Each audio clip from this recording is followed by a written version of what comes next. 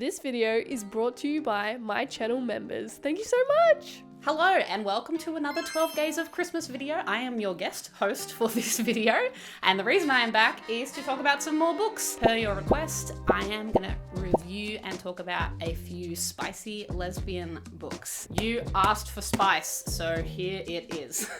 I have literally been reading these for weeks because I knew that I wanted to film this video, and I had only read one of these before I was like, I need to get my shit together to prepare for this video. So I have literally spent the last how many weeks reading book after book after book after book of all spicy lesbianism, which isn't a bad way to spend one's time. They all have a different trope, they all have really good spice, and they all have happy endings, which I think is excellent and good for you to know if that's the kind of stuff you like to read.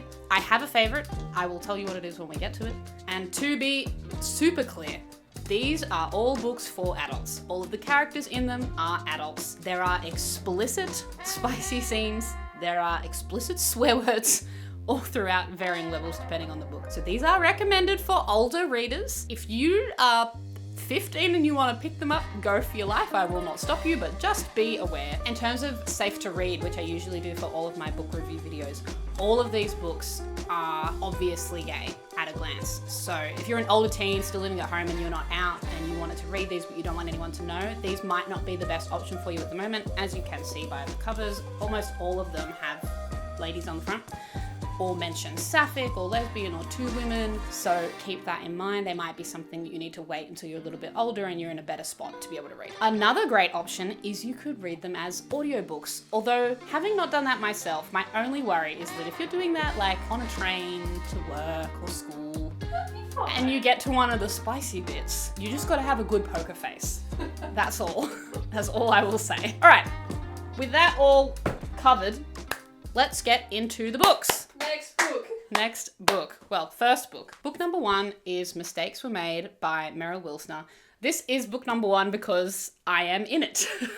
One of the characters is named Erin. The other character is Cassie. This book is an age gap romance and a bit of a forbidden romance because the age gap is between Erin, who is a 40-something-year-old mum, and Cassie, who is a 21-year-old college student who is roommates with and goes to college with Erin's daughter. So, if that doesn't sound like your vibe, skip this part, don't read, whatever. I personally am a fan of an age gap romance. What? No way! As if you didn't know. Yeah, but you're the older character in this. Oh yeah, no, the name's wrong. I should be named the younger one. But anyway, yeah, like the tagline says it all. The good news, she likes someone. The bad news, it's her best friend's mum. She's mum.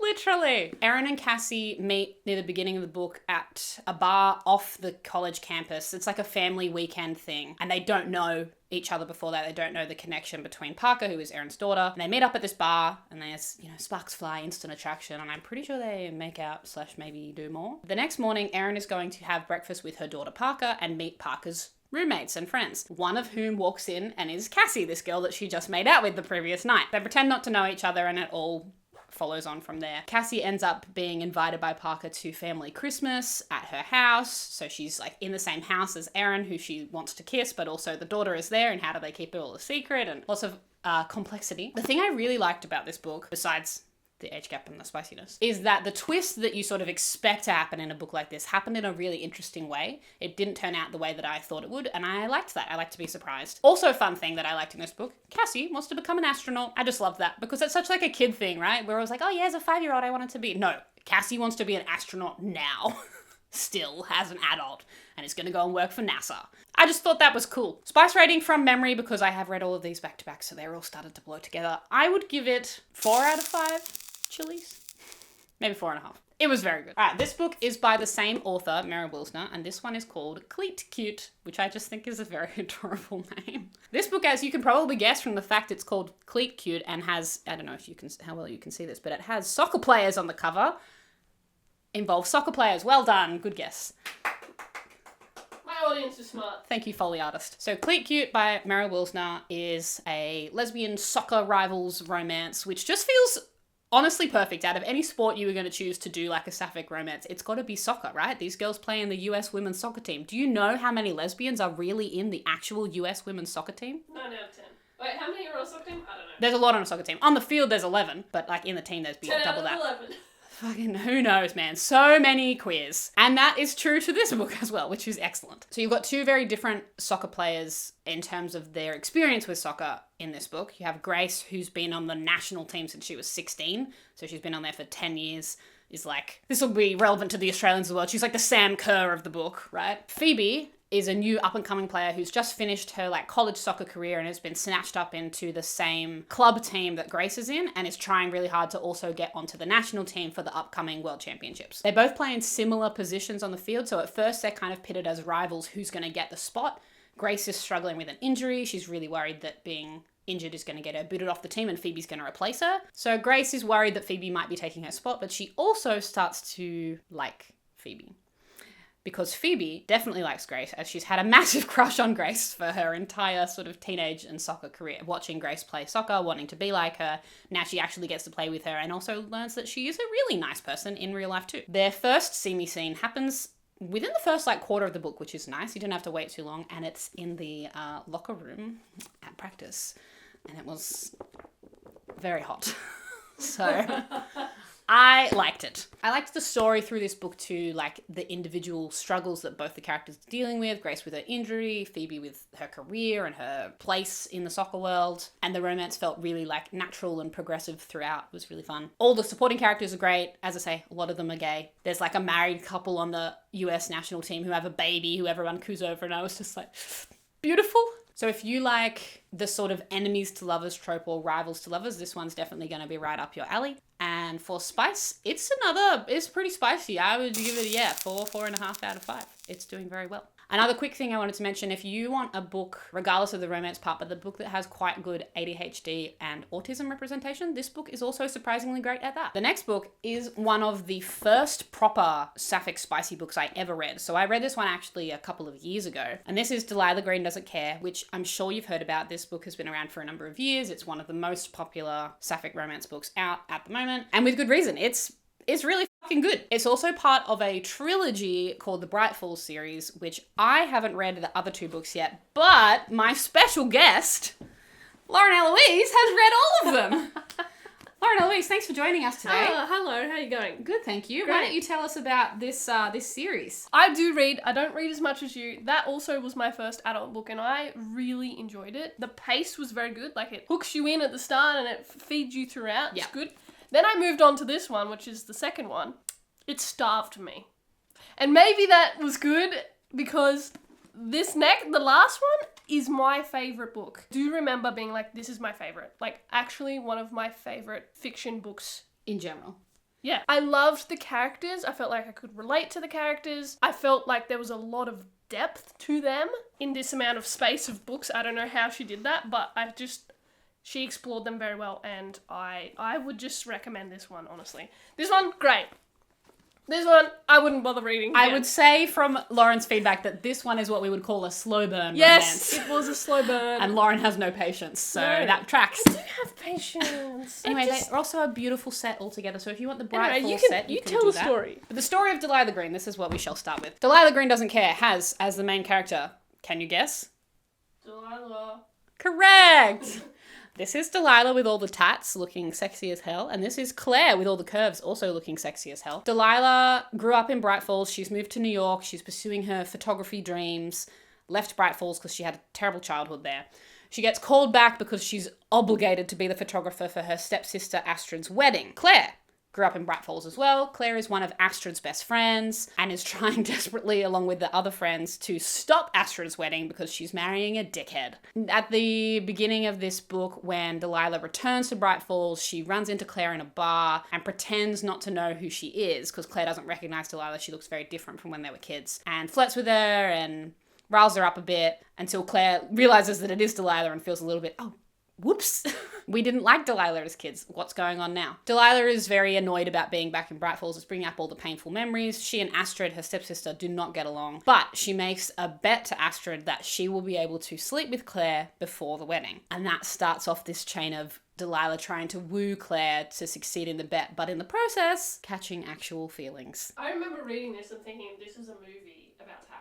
Yeah, this would be so good on film. If you like the movie Bridesmaids or Bride Wars, any of those sorts of things, this has a lot of those vibes too, because they're all going through the different like wedding prep events. You know, we're going to a bridal shower and we're doing a getaway and a brunch and all those sorts of things. And all the hijinks happen. You know, Delilah knocks over a stack of champagne glasses at something. She pulls the dickhead husband-to-be into a lake. Like, all the funny things happen. So it's a really good book in general, alongside a really great romance as well. The other thing that's really nice in this book, and I think actually it's the only one of these books to have this, is that Claire is actually a mum. So she had a daughter when she was 19 with her ex-husband. And so when we're in this book, Ruby, her daughter, is like a pre-teen of like 10 or 11. And that's a really interesting character to have in a book like this, and to see the relationship dynamic working out while Delilah is also getting to know Ruby and, you know, teaching Ruby how to use a camera and things like that. Really cute. This book has, I just guess, a special place in my heart too, because like I say, it was one of the first ones I read that was really like published by a reputable big publishing house and had spice and represents me and my kinds of relationships. So yeah, 4.5, 5 stars for spiciness, and book overall is very good. That's a 5 for me, and I'm a harsh rater. You really are. I rate much kinder than Lauren, so if it's a 5 from Lauren, you know it's a 6. Especially the last one is 6 out of 5. Then it's a 7.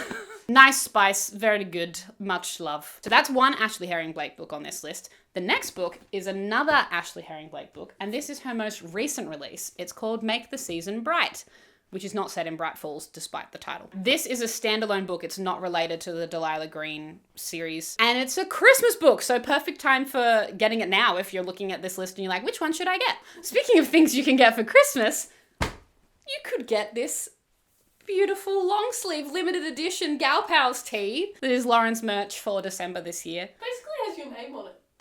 Literally. You want to be a Galpal? You can, with the limited edition long sleeve. It's literally just so nice. I just love the gradient on these. It's very comfortable. It has this. It has all the alternate names on the back. I'm sure Lauren will put up some pictures of it, but you can get this. You can get the Galpal's tee in navy. You can get the Galpal's tee in white. Get it for yourself or for your gal pal, whoever you want. But now is a great time. Spoil yourself or spoil someone else for Christmas. When you purchase merch from Lauren, you are helping to directly support creating these videos. This is Lauren's job for December and half of November every year. She doesn't do any other work. She can only work on YouTube, so anything that you can contribute is really helpful. And you also get something really cool back. Look at this. Look at it.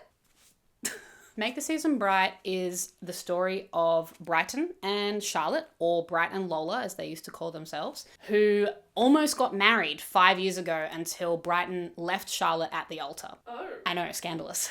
There are all reasons behind that which you learn through reading the book, but at the beginning of this, Charlotte is living in New York and she's part of a quartet, like a string quartet, who are getting quite famous and are about to go on a European tour. Before they do that, they've all been wrangled to one of the quartet members, Sloane's family house back in some state in America for Christmas, and Charlotte is roped into going along. At the same time, Brighton is no longer but wanted to be a musician in Nashville. She's sort of given up on her musician dream. The bar where she works, the owner, Adele, says, why don't you come home with me for Christmas? Her family's away in somewhere. And who should be Adele's sister but Sloane? So they all end up at the same house in this sort of wintry wonderland in the middle of the States, and Charlotte and Brighton see each other again for the first time in 5 years. They haven't talked, they haven't seen each other. Of course, Charlotte's immediate reaction is, let's pretend we don't know each other. I don't want to tell anyone this sad story. And it all spirals on from there. They have to figure out what went wrong 5 years ago, who is to blame, if anyone. I'm assuming they get back together, right? This is a...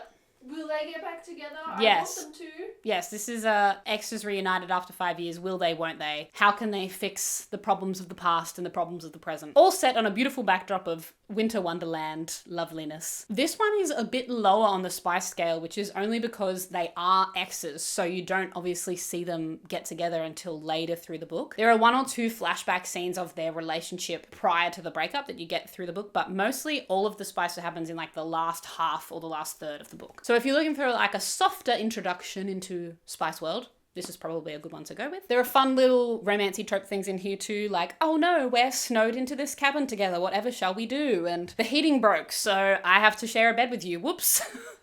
I really enjoyed the characters in this book too. Ashley Herring Blake writes great characters anyway, as we know, they're Lauren's favourites as well. But the way that she explained Charlotte and Brighton's history and who they were and who they are now. I loved all of it a lot. It like honors that your relationship shouldn't stop you from doing things that you love, and that you should be able to do both of those things at the same time and talk about it with your partner and move forward together. Also, like, everybody in this book is gay. Pretty much. All the supporting characters, everyone in the quartet, everyone in the town. So this one would be like 3.5, 4 chilies. The book is still very good. The book is still 4.5, 5 stars, but chili wise, a little bit lower. I know I look really good in this, but I just want everyone to be aware that it is so fucking hot in Australia today. I'm sweating. I'm sweating. I literally said the same thing when I filmed the video yesterday. It's been like literally over 35 degrees for the last like 3 days. I don't know what that is in Fahrenheit. You'll have to Google it, but fuck me dead. Anyway, the last book on this list is a different author, and it is my favorite out of these 5, which may be because it is the most recent one I read, but also I think the whole time I was reading it, I was saying to you that I was really enjoying it. And it makes me want to read it. Yeah. I want to enjoy it too. I think you'll like it. It's very fun. It is called The Fiancee Farce, and it's by Alexandria Bellefleur, who has also written a few other books. I haven't read any of her other ones yet, but after reading this, I'm very keen to, because I really liked her writing style. So this is my cover. There is a different cover that has 2 ladies on it as well, which I think is a US cover. 2 women, 1 fake engagement. What could go wrong? So as you can tell by the ring and the title, this book is a fake dating trope romance book where the 2 main characters pretend to be in a relationship and to be engaged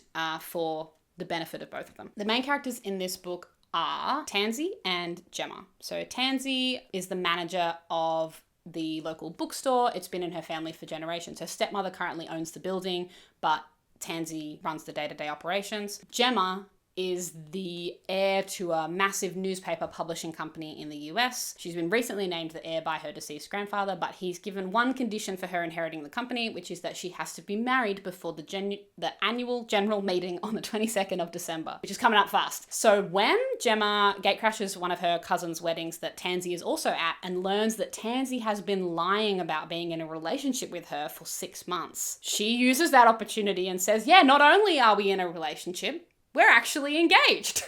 Much to Tansy's surprise. On the dance floor, they hash out the rough details of the agreement, which is that Tansy will marry Gemma. They'll stay married for 2 years, which is meeting the conditions of her inheritance. In return, Gemma will give Tansy enough money, $6 million. Wait, what? To buy the bookshop where she works off her stepmother so that it doesn't get sold to like a multinational Amazon-esque corporation who'll put it out of business. So it works out for both of them. Gemma gets her inheritance, Tansy gets her bookshop. Should all be a nice, sweet, easy deal, right?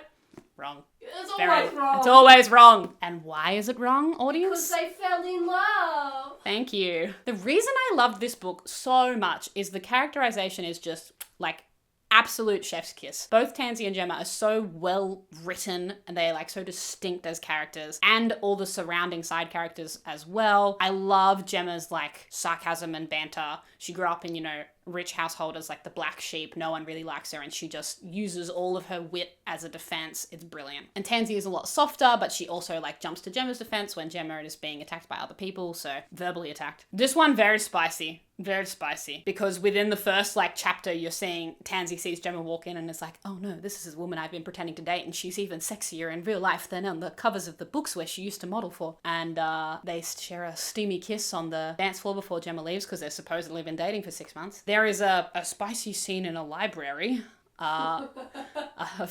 later on, which was very hot. It does give you a little bit of a slow burniness because they start to be like, oh no, we shouldn't yet, we should.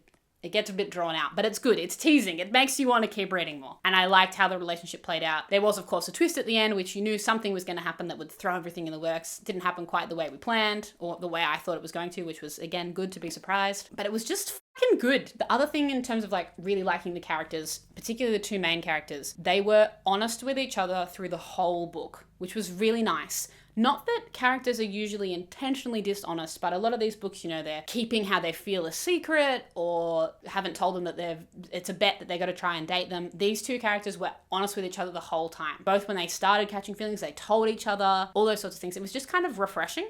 and very nice that they stuck to their like moral ground with that. And the other small thing that I really loved in the latter half of this book is the author showed like the passing of a few weeks of time just through text messages between the characters. So it was this really sweet thing where it was like, you know, I think I sent Lauren a text, which was this part where it was like, excuse me, why do you have crunchy peanut butter in your house? This is a travesty. And they were arguing about the peanut butter. Anyway, just showing like the dates and the times of the text messages. It was really fun and really simple, effective way to show their relationship blossoming over a few weeks. Domestic bliss.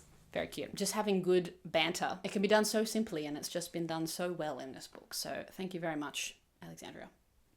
Cheers. This one is 5 out of 5 spice, 5 out of 5 book. Very good. Loved. I ate it up. Literally read this one so fast. You did? You read that in like... I read this in like 3 days. I was gonna say, yeah. Thanks for coming to my spicy TED Talk. And that's it. That's my first 5 spicy books to recommend for you. If there are other ones that you've read that you really liked, can you let me know? I'm keeping a slow list of ones that I want to read and get, but if you have recommendations, I'm all for it. If you've been watching this far, you got all the way to the end, then obviously you like my book reviews. So my question for you, the stayers, is what do you want me to read next? What like category or genre or type of book do you want to see some reviews on? Maybe it's more romance, maybe it's a specific trope of romance, maybe it's fantasy, whatever it might be. Please let me know so that I know what to read. Buy books. Support your local bookstores. Don't buy them off Amazon if you can help it. Or, alternatively, support your local gay. And buy some merch! If you like this review and you want to read some lesbian fantasy books, you can check out this one that I did in Pride Month earlier this year. And that's it. Happy reading, happy Christmasing, happy queering, and I'll see you in the next one. Bye!